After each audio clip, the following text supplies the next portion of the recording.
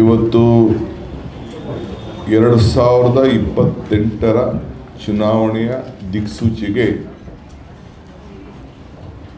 ಕರ್ನಾಟಕ ರಾಜ್ಯದ ಮಹಾಜನತೆ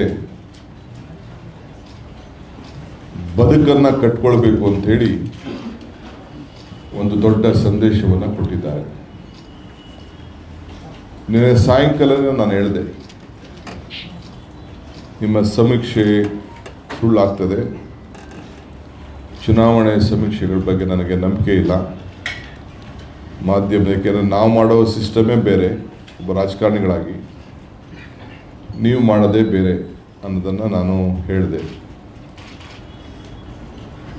ಕೆಲವು ಕ್ಷೇತ್ರದ ಸೋಲು ಗೆಲುವು ನಂದೇ ಅಂತ ಕೂಡ ನಾನು ಹೇಳಿದ್ದೆ.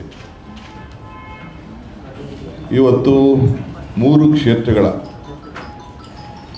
ಚುನಾವಣಾ ಫಲಿತಾಂಶ ಬಂದಿದೆ. ಮೊದಲಿಗೆ ಚನ್ನಪಟ್ಟಣ ವಿಧಾನಸಭಾ ಕ್ಷೇತ್ರ, ನಾನು ನಿಖಿಲ್ ಕುಮಾರಸ್ವಾಮಿ ಅವ್ರದ್ದು ಸೋಲು ಅಂತ ನಾನು ಹೇಳಲಿಕ್ಕೆ ನಾನು ತಯಾರಿಲ್ಲ. ಅವರ ತಂದೆ ಕುಮಾರಸ್ವಾಮಿ ಅವರು ಅಲ್ಲಿಂದ MP ಆಗಿದ್ದೋದ್ರು, ಮುಖ್ಯಮಂತ್ರಿ ಆಗಿದ್ದರು. 2 ಬಾರಿ ಅವ್ರನ್ನ ವಿಧಾನಸಭೆಗೆ ಕಳಿಸ್ಕೊಟ್ಟಿದ್ರು. ಅವರು ಆ ಕ್ಷೇತ್ರದಲ್ಲಿ ಬಿಟ್ಟೋದಂಥ ಗುರುತುಗಳಿಗೆ ಜನ ಅವ್ರಿಗೆ ಒಂದು ತೀರ್ಪನ್ನು ಕೊಟ್ಟಿದ್ದಾರೆ. ಬಸವರಾಜ ಬೊಮ್ಮಾಯಿ ಅವರ ಸುಪುತ್ರ ಭರತ್ ಬೊಮ್ಮಾಯಿದು ಸೋಲು ಅಂತ ಕೂಡ ನಾನು ಹೇಳಲಿಕ್ಕೆ ನಾನು ತಯಾರಿಲ್ಲ.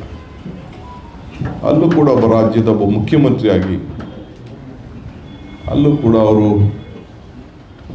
ಆ ಜನರನ್ನ ನೋಡ್ತಾ ಇದ್ದಂಥ ಪ್ರೀತಿ ಭಾವನೆ ಗಮನದಲ್ಲಿಟ್ಕೊಂಡು ಕಳೆದ ವಿಧಾನಸಭೆ ಚುನಾವಣೆಯಲ್ಲಿ ಅಲ್ಲಿ 30,000ಕ್ಕೂ ಹೆಚ್ಚು ನಮ್ಮ ಅಭ್ಯರ್ಥಿ ಸೋತಿದ್ರು. ಇಲ್ಲಿ ನಮ್ಮ ಕಾಂಗ್ರೆಸ್ ಅಭ್ಯರ್ಥಿಗೆ ಚನ್ನಪಟ್ಟಣದಲ್ಲಿ ಬರೀ 16,000 ಅಂತ ವೋಟ್ ಮಾತ್ರ ಬಂದಿತ್ತು. ಸಂಡೂರು ಕ್ಷೇತ್ರವನ್ನು ನಾವು ಮೊದಲಿಂದ ಕೂಡ ಕಾಂಗ್ರೆಸ್ ಪಕ್ಷ ಅದನ್ನು ಉಳಿಸ್ಕೊಂಡು ನಾವು ಬಂದಿತ್ತು. ಈ 3 ಚುನಾವಣೆ ನಮ್ಮ ಗ್ಯಾರಂಟಿ ಮತ್ತು ಅಭಿವೃದ್ಧಿ ಇವೆರಡೇ ಭಾಳ ಮುಖ್ಯ. ಅನೇಕ ನಮ್ಮ ವಿರೋಧ ಪಕ್ಷದ ಸ್ನೇಹಿತರುಗಳ ಟೀಕೆಗಳನ್ನು ತಾವೆಲ್ಲ ಗಮನಿಸಿದ್ರಿ. ನಾನು ಹೇಳಿದ್ದೆ ಹಿಂದೆ, ಟೀಕೆಗಳು ಸಾಯ್ತವೆ, ಟೀಕೆಗಳು ಸಾಯ್ತವೆ, ಕೆಲಸಗಳು ಉಳಿತವೆ ಅನ್ನೋ ಮಾತನ್ನು ಹೇಳಿದ್ದೆ.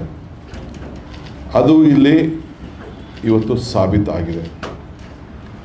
ವಿರೋಧ ಪಾರ್ಟಿಯವ್ರಿಗೆ ಒಂದು ಸಂದೇಶ ಕೊಟ್ಟಿದ್ದಾರೆ, ನೀವು ಟೀಕೆ ಮಾಡಿ ಅಪಪ್ರಚಾರ ಮಾಡೋದನ್ನ ಬಿಡಿ, ಜನರು ಭಾವನೆ ಮೇಲೆ ರಾಜಕಾರಣ ಮಾಡಲಿಕ್ಕೆ ಆಗೋದಿಲ್ಲ, ಬದುಕಿನ ಮೇಲೆ ರಾಜಕಾರಣ ಮಾಡಬೇಕು, ಅದಕ್ಕೆ ಹೆಚ್ಚಿಗೆ ಒತ್ತು ಕೊಡಿ ಅನ್ನೋದನ್ನು ಈ ರಾಜ್ಯದ ಮತದಾರರು ಸಂದೇಶವನ್ನು ಕೊಟ್ಟಿದ್ದಾರೆ.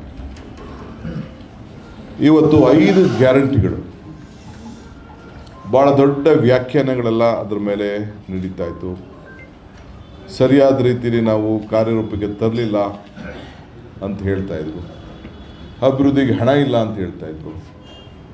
56,000 ಕೋಟಿ 225 ಕ್ಷೇತ್ರಕ್ಕೆ ಲೆಕ್ಕ ಹಾಕಿದ್ರೆ ಸರಾಸರಿ 225ರಿಂದ 250 ಕೋಟಿ ರೂಪಾಯಿ ಒಂದು ವರ್ಷಕ್ಕೆ ಒಂದು ಕ್ಷೇತ್ರಕ್ಕೆ ಹಣ ಹೋಗ್ತಾ ಇರೋದು ಅಭಿವೃದ್ಧಿಗಲ್ವೇ, ಜನರ ಬದುಕಿಗಲ್ವೇ, ಜನರ ಬದುಕು ಕಟ್ಕೊಳ್ತಾ ಇಲ್ವೇ, ಮನೆ ದೀಪ ಉರಿಸ್ತಾ ಇಲ್ವೇ,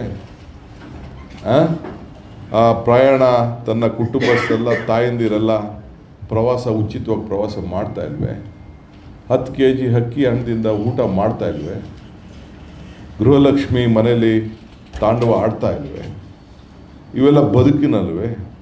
ಏನಾದ್ರು ಲಂಚ ಕಮಿಷನ್ನು ಯಾವುದಾದ್ರು ಒಂದು ಸಾಬೀತು ಮಾಡಲಿಕ್ಕೆ ವಿರೋಧ ಪಾರ್ಟಿಯವರಿಗೆ ಏನಾದ್ರು ಆಗಿದೆಯಾ? ಇವೆಲ್ಲ ಕೂಡ